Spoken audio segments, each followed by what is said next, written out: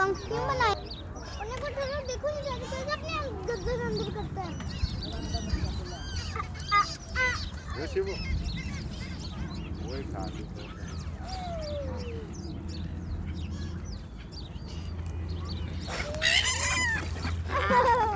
शिव जल्दी हाँ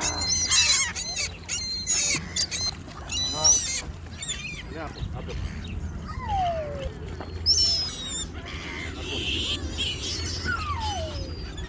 हाँ